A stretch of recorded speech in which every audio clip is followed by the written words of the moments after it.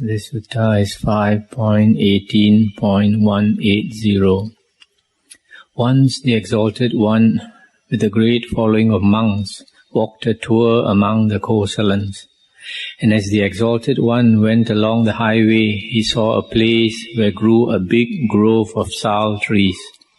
And seeing it there, he moved down from the road and went towards it and made his way among the trees. And at a certain place he smiled.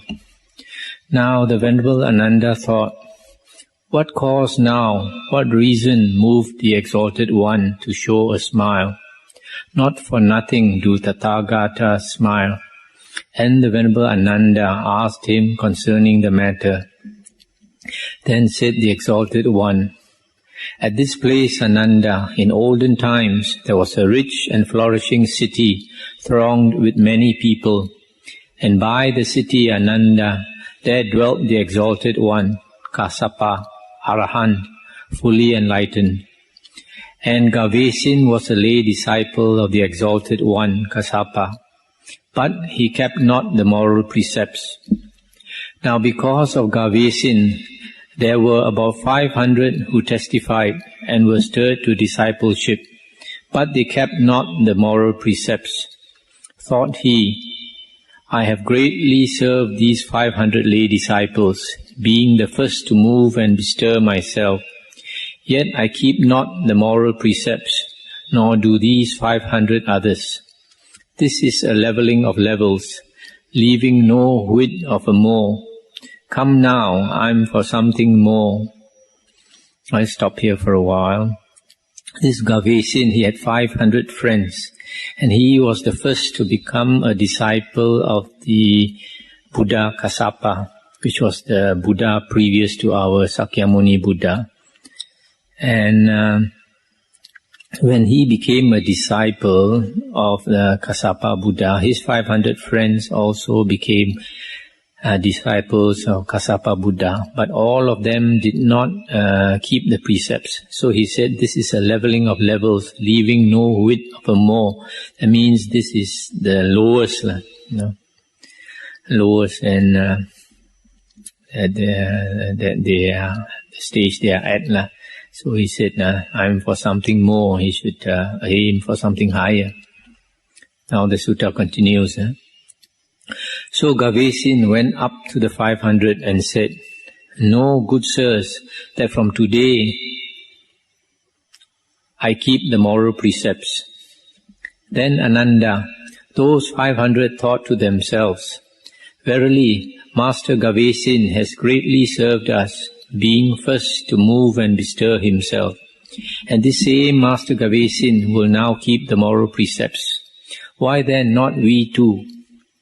Then went those 500 lay disciples to Gavesin and told him that they too henceforth would keep the moral precepts.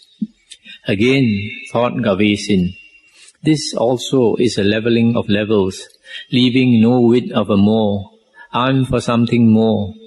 And he went and told them, saying, no, sirs, from today I follow the celibate's life, the life remote, giving up sex life, common among men. Then thought those others, why not we too? And did likewise. Again thought Gavesin, this is also a leveling of levels, leaving no whit of a more. I'm for something more. And went and told them, saying, no, sirs, from today I am a one-mealer and abstain from night eating, giving up eating at wrong times. Then thought they, why not we too? And did likewise. Now the lay disciple Gavesin considered thus, I have greatly served these 500 lay disciples, being the first to move and bestir myself. I have kept the moral precepts, and now they too have done this. I have followed the life remote, and now they too have done this. I have become a one-mealer, and now they too have done this. This is indeed a leveling of levels, leaving no whit of a more. Come now, I am for something more. And Ananda, the lay disciple Gavesin, went to the Exalted One, Kassapa, Arahant, Sammasambuddha, and having come, said to him, Lord, grant that I may go forth beside the Exalted One. grant me full ordination. And Gavesin, the lay disciple, obtained permission to go forth beside Kassapa, the Exalted One, Arahant, Sama Sambuddha, and he obtained full ordination. Now Ananda, not long after his ordination, Gavesin the monk, living alone, withdrawn, diligent, ardent, resolved, entered into and abode in that unsurpassed goal of the holy life, here in this very life, realizing it by his own knowledge, that goal for the good of which clansmen's sons rightly go forth from the home to the homeless life. And he declared, destroyed is birth, lived is the holy life, done is the task, there is no more of this to come. Thereafter Ananda, the monk Gavesin, was numbered among the Arahants. Then thought those 500 lay disciples, Master Gavesin has done us a great service. He was the first to move and bestir himself, and now he has had his hair and beard shaved off, donned the yellow robe, and goes forth from the home to the homeless life. Why then not we too? And those 500 lay disciples, Ananda, went and begged the Exalted One, Kassapa, saying, Grant, Lord, that we may go forth beside the Exalted One. Grant us full ordination. And those 500 obtained permission. Then thought the monk Gavesin, I verily can obtain this unsurpassed bliss of liberation at will, easily and without difficulty. Would that those 500 monks could obtain this bliss in like manner. Ananda, those 500 monks abode alone, withdrawn, zealous, ardent, resolved, and not long after entered and dwelt in that unsurpassed goal of the holy life, here in this very life, realizing it by their own knowledge, that for which clansmen's sons rightly go forth, and declared, destroyed is birth, lived is the holy life, done is the task, there is no more of this to come. Thus verily Ananda, these 500 monks with Gavesin at their head, in striving from higher things to higher, from strength to strength, came to realize a liberation above which there is no higher. Wherefore, Ananda, train yourselves in this way. From higher to higher, from strength to strength, we will strive, and will come to realize the liberation above which there is no higher. Verily thus, Ananda, train yourselves. That's the end of the sutta. This is quite an inspiring sutta, and it shows how good friends help each other in life, pulling each other up along the way. And this Gavesin, he was a very good friend to these 500 people. He was the first to blaze the trail, show them the way. He was the first to become a disciple, then kept the precepts, then kept the 8 precepts, and finally renounced and became an Arahant, and they followed him, and they also walked the good way. So this shows when we have a good friend, a friend who knows the Dhamma, and he can inspire us, that's very good. Then because we are generally quite influenced by our friends, if we join with friends who are not interested in the Dhamma, who walk the evil way, the foolish way, then we will also end up like them. But when we join with good friends, then they help us, and we help each other along the path. That is why in one sutta, Ananda told the Buddha, he said, he thinks that half of the holy life have to do with good friends. And the Buddha said, no, Ananda, the whole of the holy life has to do with good friends. So good friends in the spiritual path is very important. We inspire each other and help each other. In the last part, you note that the 500 monks and also Gavesin, they abode alone, withdrawn, zealous, ardent, resolved, and not long after entered and dwelt in that unsurpassed goal of the holy life.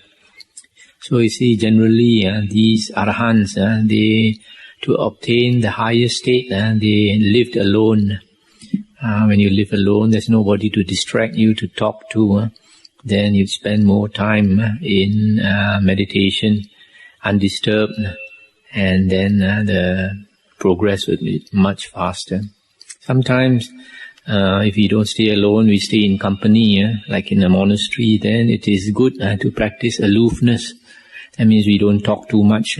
Even though we are in the company of other people in a monastery, we try to limit our talk and practice more. The next sutta is 5.19.181. The Buddha said, monks, these 5 are forest gone. What 5? 1 is forest gone out of folly and blindness. 1 out of evil desires and longings. 1 foolish and mind-tossed. 1 at the thought it is praised by the Buddhas and their disciples.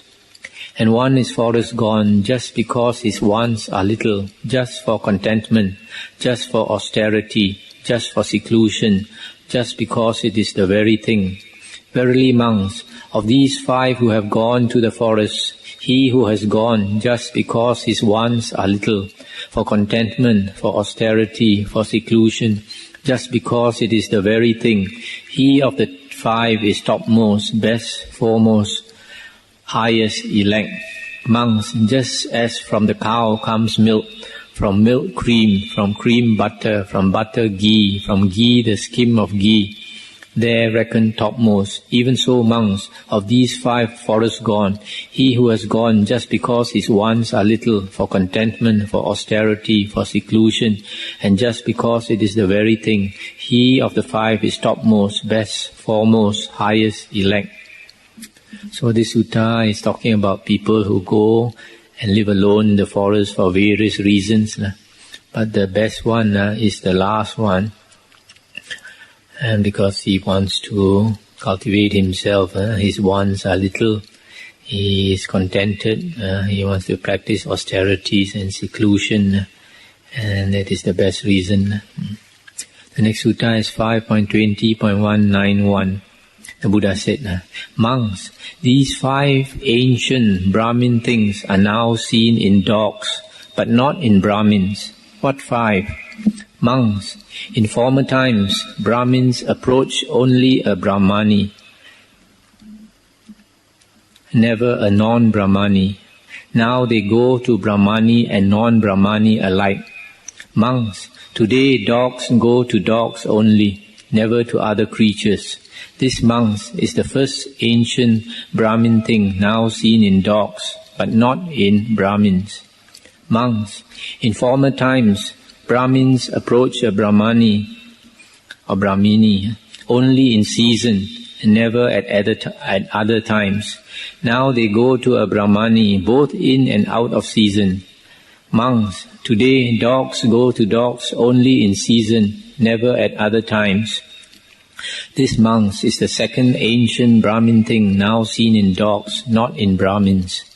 Monks, in former times, Brahmins neither bought nor sold a Brahmani, but consorting, just where affection was mutual, fostered concord.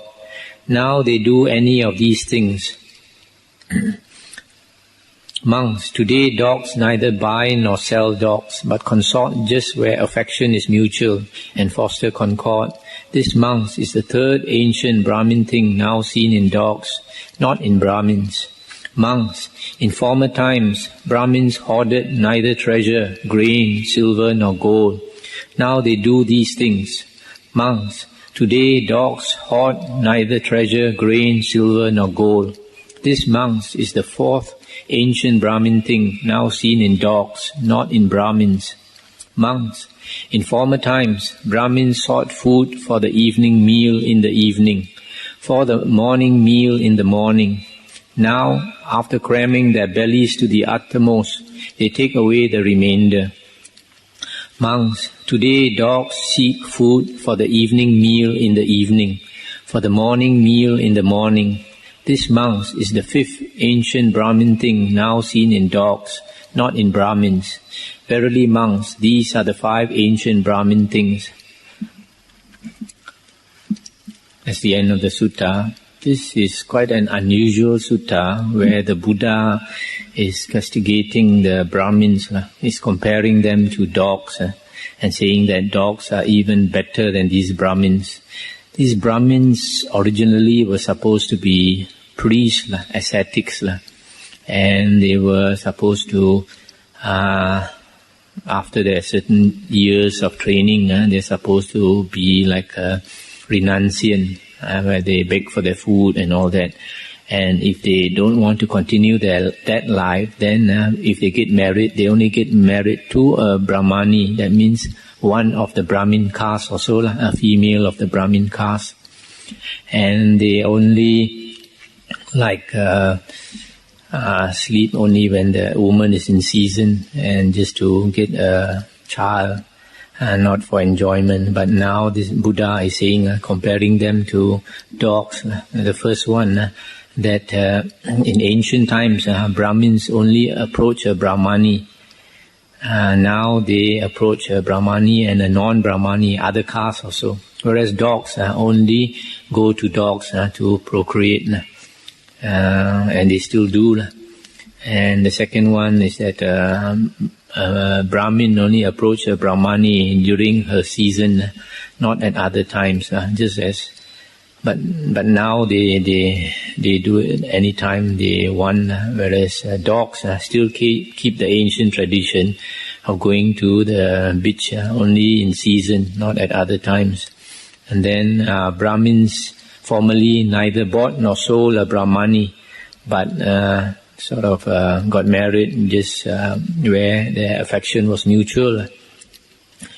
And nowadays they buy and sell Brahmanis, whereas dogs still don't do that. And then in ancient times, Brahmins never hoarded their things, never hoarded treasure, grain, silver or gold, and now they hoard these things, whereas dogs still don't do that. And the last one is Brahmins formerly used to seek for their food in the evening. If they need food in the morning, they'll go and look for it in the morning. If they need it in the evening, they'll look for it in the evening. They never store their food, whereas now they eat as much as they can and then take away the remainder and store it up. Whereas dogs also still don't store their food. So the Buddha is saying that dogs are even better than Brahmins. And the reason you can see, if you study more of the suttas, is that the Brahmins were very critical of the Buddha. They thought themselves as the superior caste, and they looked down on the Buddha and said that they were born from the mouth of Brahma, their god. They were born from the mouth of Brahma, whereas all other castes, the other three castes, were born from the feet of Brahma. And of course, the other castes didn't accept it. Because like the Buddha, he belonged to the warrior caste, the Khattiya or Kshatriya caste, and that was the nobles. And of course, the nobles considered themselves higher than the Brahmins, but the Brahmins considered themselves higher. And so, because they were arch enemies, that's why the Buddha really castigated them in this sutta. And this sutta also shows that the Buddha also has his own peculiar habits, his behavior, and seems to show, if you study the suttas, that the Buddha still has some of these human qualities that carried over from previous life. Whereas this is contrary to what the commentary tries to say. The commentary tries to say that the Buddha is so perfect that he has no faults whatsoever. Compared to the Arahants. Arahants are supposed to still have faults and peculiarities in their behavior. And this sutta is one of those that shows that the Buddha still scolds. Now the next sutta is 5.20.192. Now Brahmin Dona visited the Exalted One and greeted him, and after exchanging the customary words of greeting, sat down at one side. So seated, Brahmin Dona said to the Exalted One, I have heard it said, Master Gotama, that Master Gotama does not salute aged, venerable Brahmins, well stricken in years, long on life's road, grown old, nor rise up for them, nor offer them a seat. Master Gotama, it is just so. Master Gotama does none of these things to aged, venerable Brahmins. This is not right, Master Gotama. And the Buddha said, do you not profess to be a Brahmin, Dona? And Dona said, if of anyone, Master Gotama, in speaking rightly, it should be said, the Brahmin is well born on both sides, pure in descent as far back as 7 generations, both of mother and father, unchallenged and without reproach in point of birth, studious, carrying the mantras in mind, a past master in the 3 Vedas with the indices and ritual, in phonology too, and fifthly in the legends, an expert in verse and grammar, skilled in reading the marks of a great man, in speculation on the universe. To be sure of me, Master Gotama, in speaking rightly, that thing should be said, for I, Master Gotama, am so born, am so skilled. I'll just stop here for a while. So here, this Brahmin is criticizing the Buddha for not paying respect to old, aged Brahmins. And then instead of answering him directly, the Buddha asked him a question, are you Brahmin? And then he said that he spoke about the 3 marks of a Brahmin. The first one is that a Brahmin, a pure Brahmin, is pure for 7 generations. He's born of pure blood Brahmins on the mother and father side for 7 generations. That's the first mark of a Brahmin. The second one is that he's learned in the Vedas, in the mantras, etc. The third one is he has worldly knowledge. That means he is skilled in the marks of a great man, in speculation about the universe, etc. So he said he has all these 3 marks of a Brahmin. Then the Buddha said, Dona, those Brahmin sages of old, mantra makers, mantra sayers, whose ancient collection of mantra verses, hymns and sayings, Brahmins now ever hymn, ever say, ever word the word, ever have the saying said, namely Ataka, Vamaka, Vamadeva, Vesamita, Yamadagi, Angirasa, Bharadvaja, Vaseta, Kasapa and Bagu. They, these 5 Brahmins, have declared the Brahma-like, Deva-like, the bounded, the breaker of bounds, and fifthly, the Brahmin outcast. Which of them, Dona, are you? And Dona said, we know not of these 5 Brahmins, Master Gotama, yet we know that we are Brahmins. It were well for me if Master Gotama would teach me Dhamma so that I may know of these 5. I'll stop here for a while. Here the Buddha is saying that those Brahmin sages of old, and he named them Ataka, Vamaka, Vamadeva, Vesamita, etc. You see, the Buddha, he knows he has this ability to see the past. So because of his ability, his psychic power, he could name all these Brahmin sages of old. And he says these are mantra makers. Mantra is a kind of words which have no meaning. They are supposed to be derived from the spiritual world, but they have a certain power behind them. So these Brahmins, they keep these mantras very secret, and they will never divulge these secrets to other castes. They only keep it among their caste, and they use these mantras quite often, and sometimes when they wield these mantras, they have certain power. That's why other castes sometimes are afraid of them. So the Buddha is saying these Brahmin sages of old, they have declared there are 5 types of Brahmins. The Brahma-like, the Deva-like, the bounded, the breaker of bounds, and the Brahmin outcast. And he asked Dona, which category do you fall under? And Dona said, he never heard of these 5 Brahmins. So he's asking the Buddha to explain these 5 classes of Brahmins to him. Then the Buddha said, Then listen, Brahmin, give heed and I will speak. Yes, sir, replied he, and the Exalted One said, and how Dona becomes a Brahmin, Brahma-like. Take the case, Dona, of a Brahmin who is well born on both sides, pure in descent as far back as 7 generations, both of mother and father, unchallenged and without reproach in point of birth. He for 48 years leads the Brahma life of virginity, applying himself to the mantras. Then, completing that course, he seeks the teacher's fee for teaching according to Dhamma, not non-Dhamma. And what there is Dhamma? Dona, never as ploughman, nor trader, nor cowherd, nor bowman, nor Raja's man, nor by any craft to get his living, but solely by going about for alms, despising not the beggar's bowl. And he hands over the teacher's fee for teaching, and has his hair and beard shaved off, dons the yellow robe, and goes forth from the home to the homeless life. And thus gone forth, he abides in mind, pervading with goodwill 1/4 of the world, so a second, a third, and a 4th quarter.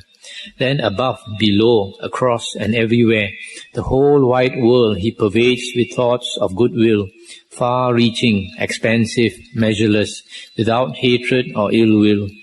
He abides in mind, pervading with compassion, with joy, with equanimity, 1/4 of the world, so a second, a third, and a 4th quarter. Then above, below, across, everywhere, the whole wide world he pervades with thoughts of compassion, joy, and equanimity, far-reaching, expansive, measureless, without hatred or ill will. And having made these 4 Brahma abidings become, on the breaking up of the body after death, he arises in the well-faring Brahma world. Thus Dona, a Brahmin, becomes Brahma-like. And how Dona becomes a Brahmin, Deva-like. Take the case, Dona, of a Brahmin of similar birth and conduct. He does not get a living by ploughing and so forth, but by going about for alms. He hands over the teacher's fee for teaching, and seeks a wife according to Dhamma, not non-Dhamma. And what there is Dhamma? Not with one bought or sold, but only with a Brahmani on whom water has been poured. And he goes only to a Brahmani, not to the daughter of a noble, or the merchant class, or the laborer caste, nor to the daughter of an outcast, a hunter, a bamboo worker, a cart maker, or aboriginal. Nor goes he to a woman with child, nor to one giving suck, nor to one not in her season. And why, Dona, goes not a Brahmin to one with child? If he go, the boy or girl will surely be foully born, therefore he goes not. And why goes he not to one giving suck? If he go, the boy or girl will surely be an unclean suckling, therefore he goes not. And wherefore goes he not to one not in her season? If Dona, a Brahmin, go to one in her season, never for him does the Brahmani become a means for lust, for sport, for pleasure. The Brahmani is for the Brahmin just a means to beget offspring. And the Buddha continued, and when in wedlock he has begotten a child, he has his hair and beard shaved off, and goes forth, and being thus gone forth, aloof from sensual desires, he enters and abides in the first, the second, the third, and the 4th jhanas. And having made these 4 jhanas become, on the breaking up of the body after death, he arises in the well-faring heaven world. Thus Dona, a Brahmin, becomes Deva-like. And how Dona becomes a Brahmin bounded? Take the case, Dona, of a Brahmin of similar birth and conduct, who weds in like manner. And when in wedlock he has begotten a child, the fondness for children obsesses him, and he settles on the family estate, and does not go forth from the home to the homeless life. In the bounds of the Brahmins of old he stays, and transgresses them not. And it is said, within bounds he keeps and transgresses not. And therefore the Brahmin is called bounded. Thus Dona, the Brahmin, becomes bounded. And how Dona becomes a Brahmin, a breaker of bounds. Take the case, Dona, of a Brahmin of similar birth and conduct. He hands over the teacher's fee and seeks a wife either according to Dhamma or non-Dhamma, one bought or sold, or a Brahmani on whom the water pouring ceremony has been performed. He goes to a Brahmani or to the daughter of a noble or of a merchant caste man or of a laborer caste, to the daughter of an outcast or a hunter or a bamboo worker or a cart maker or an aboriginal. He goes to a woman with child, to one giving suck, to one in her season, to one not in her season. And for him the Brahmani becomes just a means for lust, for sport, and for pleasure, or to beget offspring. And he keeps not within the ancient Brahmin bounds, but transgresses them. And it is said, he keeps not within bounds, but transgresses, and therefore he is called a breaker of bounds. Thus Dona, the Brahmin, becomes a breaker of bounds. And how Dona becomes a Brahmin outcast.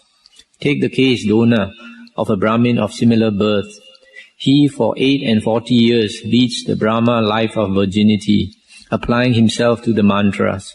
Then completing that course, he seeks the teacher's fee for teaching. He gets his living according to Dhamma or non-Dhamma, as a ploughman, a trader, a cowherd, a bowman, a raja's man, or by some craft, or despising not the beggar's bowl, just by going about for alms. On handing back the teacher's fee, he seeks a wife according to Dhamma or non-Dhamma, one bought or sold, or a Brahmani on whom water has been poured. He goes to a Brahmani or any other woman, one with child, giving suck and so forth. And she is for him a means for lust, or to beget offspring. He leads a life doing all these things. Then the Brahmins say thus of him, how is it that an honorable Brahmin leads this sort of life? And to this he replies, just as fire burns clean things or unclean, and not by that is the fire defiled. Even so, good sirs, if a Brahmin lead a life doing all these things, not by doing that is a Brahmin defiled. And it is said, he leads a life doing all these things, and therefore he is called a Brahmin outcast. Thus Dona, a Brahmin, becomes a Brahmin outcast. Verily Dona, those Brahmin sages of old, mantra makers, mantra sayers, whose ancient collection of mantra verses, hymns and sayings, Brahmins now still hymn, say word each word, and have the saying said, namely Ataka and the rest. These 5 Brahmins have declared, the Brahma-like, the Deva-like, the bounded, the breaker of bounds, and fifthly the Brahmin outcast. Which of them, Dona, are you? And Dona said, if such there are, Master Gotama, we at least do not fulfill the ways of the Brahmin outcast. But it is marvelous what you say, Master Gotama. Let Master Gotama take me as a lay disciple, gone to his refuge, henceforth as long as life lasts. That's the end of the sutta. This is one of the suttas where you can see the Buddha, with his vast knowledge, he can teach a Brahmin, even the Brahmin tradition that they don't know of. And here he's describing the 5 types of Brahmins. You notice all of them, for the first 48 years of their life, they lead a life of virginity, and then they learn the mantras, and after that they start teaching. And then if they follow their tradition, then they are supposed to only beg for their food, not to take up a trade. And the first 3 types are still acceptable to them. That means the first one, after 48 years of learning, then he renounces, becomes a renunciant, and practices the Brahma abidings, Brahma viharas, which brings him to rebirth in the Brahma world. The second one, he seeks a wife, but only a Brahmin on whom water has been poured. That means, I suppose, means that it has been given to him, because the ceremony of pouring water, I think, implies that giving. So he doesn't go to any other woman of any other caste, only to a Brahmani. And once he has a child with this Brahmani, then he shaves off his hair and goes forth and attains the jhanas, so that after that he's reborn in the heaven world. That's the second class. The third one, after 48 years of learning, then he gets married also to a Brahmin, a Brahmani. And after that, after he has a child, instead of renouncing, he is attached to the child, and he stays in the home. He doesn't renounce. Still, that is acceptable. But the last two are not acceptable, because the last two, they might marry a Brahmani, or they might not marry a Brahmani. Once they marry out of their caste, that is not acceptable. And also, because of the other conditions mentioned. So this sutta is interesting because it gives us an insight into the life of a Brahmin during those times.